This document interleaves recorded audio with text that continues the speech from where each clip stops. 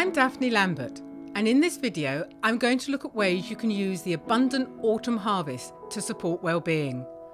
I want to focus on how to support your immune system, which protects your body from harmful intruders. In the autumn, there are many different leaves, roots, seeds and berries that support a healthy immune system. From the hedgerows, I've been gathering a variety of beneficial berries. The deep purple colour of elderberries comes from anthocyanins, powerful antioxidants which work to keep the immune system strong and resilient. Blackberries, which along with the root bark and leaves have many medicinal properties, they are a rich source of antioxidants which help reduce inflammation, fight infection and boost immunity. Rosehips are high in beneficial vitamin C, as well as phytonutrients, ellagic acid and lycopene. Later in this video, I'm going to show you how to make an Autumn Berry Immunity Tonic and also a Rosehip Chutney. But before I do, Julia Behrens, medical herbalist, is here to talk about some of the medicinal plants that support the immune system. So wow, this is amazing. Have you harvested all this from your garden? Yeah, just all around. Some of the trees just hang over the wall, so that's fantastic. But what I have got is some hawthorns, and I know you use hawthorns medicinally, so can you tell me a little bit about them, because I don't use them. Oh, I love the hawthorns. They're amazing.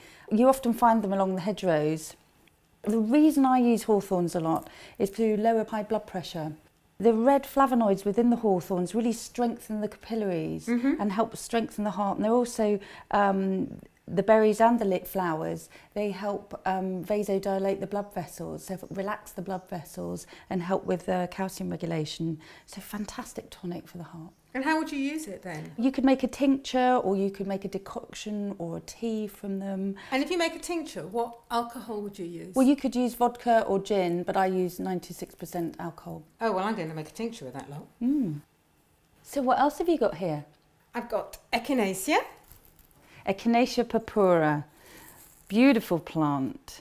There are two species that we use a lot in medicine, angustifolia and purpura. This is purpura. The North American Indians used to use this for snake bites, as it would really help heal the wounds. It's also known as the hedgehog plant because of its little spiky heads on the flower. The roots are used and the leaves, and you can tell whether you've got really good quality echinacea because when you eat the roots it produces a lot of saliva, so it's quite tingly on your tongue, so you know that you've got a good quality when you harvest the roots. It's a great tonic for the immune system. And here we've got oregano, which I picked this morning. It's a lovely plant. It's a Mediterranean plant from the mint family, lots of essential oils, very aromatic. So you could use it to flavour foods. It's fantastic as an expectorant for chesty coughs and colds. How would you use it? You can use the essential oils from it, and you can make a tea from it or infuse it in the bath. If you had a chesty cough, you could just put it in the bath or sprinkle it on food, even make a tincture for it. I picked this rosemary this morning. Well, this is, again, a wonderful plant. In the olden days, they'd plant it around graveyards as a sign of remembrance to people who had passed away. The ancient Greeks used to make crowns from it to increase the circulation to their brains. It was also used as a hair wash. The essential oils was often massaged into the head to prevent baldness. It increases circulation to the brain that can help with cognitive function. What a lot of people don't know about this plant is that it's also antibacterial and antimicrobial. So the essential oils from this plant can also help boost your immune system. So you can use it as a tea, you can make a tincture of it, you can infuse it in the bath, and you can also use the essential oils and drop them in the bath or in a massage oil. Yes, I use rosemary as one of the ingredients in the Autumn Berry Winter Tonic. Wonderful. So here we have sage. I love sage, got big plant out the back, and I use it to make smudge sticks. What would you do with it? Well, sage, again from the mint family, it comes from the Latin word heal, to heal. It's used a lot for sore throats. I use it for opera singers. They'll have a little spray, and if they're about to perform and they feel that their throat's been a bit stretched, they would use something like the sage. Brilliant. I use it for menopausal women as well, because it's really good at calming down the hot flushes and sweats. So you could make a tea from it and make a spray as a sore throat or a gargle. So it's fantastic for hot flushes, fevers, sore throats, and can really help boost your immune system. So the perfect herb for autumn coughs and colds. I've got one more that I think helps with the immune system, and that's licorice root. Oh, it's one of my favourites. I love this plant because you can actually grow it in the UK, and they grow it up north in the Pontefract region where they make Pontefract cakes. It's a wonderful root that we use. It's about 4 years of growth that we harvest the root, and it's got wonderful antiviral properties. So a lot of the herbs we've discussed are antibacterial, but there are very few herbs that have antiviral properties, so it can really help boost your immune system. It's also very calming on the mucous membrane, so if you've got a chesty cough, it can help expel the phlegm, but also calm the mucous membranes because it's very soothing. And it can be used with kids as well, because it's quite sweet. You can flavour different tinctures with it. But there are some contraindications. It's a mild laxative, and if you've got high blood pressure, it can raise the blood pressure even more, so it would be contraindicated. Fantastic tonic for the immune system and great for winter coughs and colds. That's an awful lot of interesting information you shared with us. Oh, I'm really happy if people are going to grow their own herbs and go out and forage and take the health into their own hands. That makes me very happy. Thanks a lot. You're welcome. Now, as promised, I'm going to show you how to make an Autumn Berry Immunity Tonic and also a Rosehip Chutney. Both recipes are on the Greencuisine Trust website. First up, the Autumn Berry Immunity Tonic. Put elderberries, blackberries, rosemary, chilli, ginger, horseradish and echinacea into a preserving pan with water. Bring to the boil, reduce heat and simmer gently for 45 minutes. From time to time, press the berries against the pan side with a wooden spoon to extract the juice. Strain the mixture through muslin.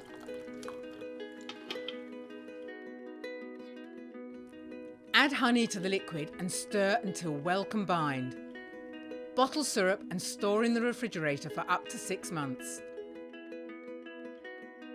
Rosehip Chutney. First cut the rosehips in half and remove all the seeds. In a preserving pan, soak the rosehips, sultanas and apples overnight in vinegar. The next morning, add the sugar, ginger and the garlic, cayenne and the cloves, and the juice and zest of the lemon and orange.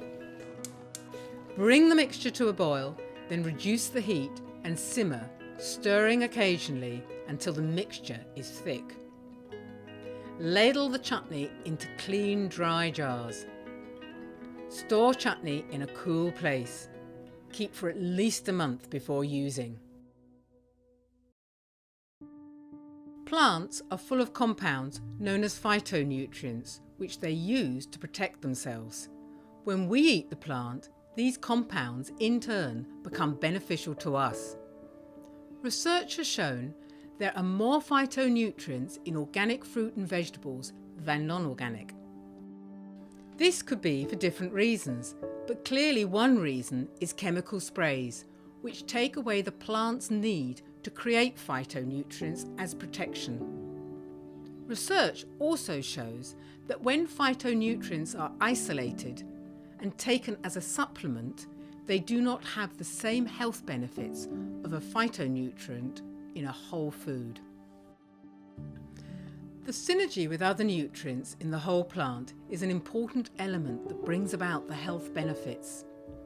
A major group of phytonutrients are the carotenoids. They give the yellows, oranges and reds to many vegetables like tomatoes, carrots, beets, red peppers, pumpkin, red cabbage and sweet potatoes. They're also present in dark green leafy vegetables like spinach and kale, but the carotenoid colour is masked by the green of chlorophyll. Carotenoids help boost immunity, so it's good to eat them fresh in season and preserve them for later use when they are abundant. Making a tomato sauce is a good way to preserve a glut of tomatoes. Tomatoes contain more of the carotenoid lycopene than any other vegetable. Lycopene is a powerful antioxidant which helps prevent cardiovascular disease and cancer, especially breast and prostate cancer. Lycopene is better absorbed when eaten with fats and can be absorbed more efficiently when cooked. The following tomato sauce recipe is on the Greencuisine Trust website.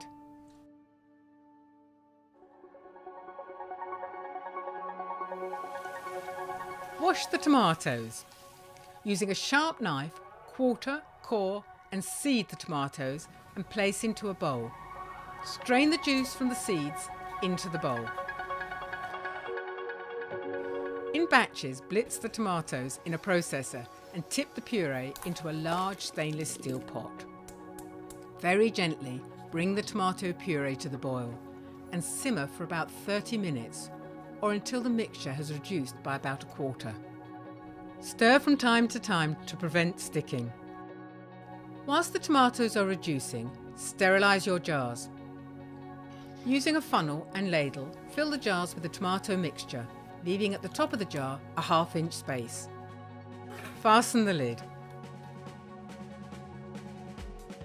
Line the bottom of a large pan with a tea towel to keep the jars from banging around too much. Place the jars into the pan, fill with water and bring to the boil. Boil the jars for 30 minutes. Turn off the heat. Very carefully remove the jars from the water. Allow to cool, then store the jars in a cool, dry place.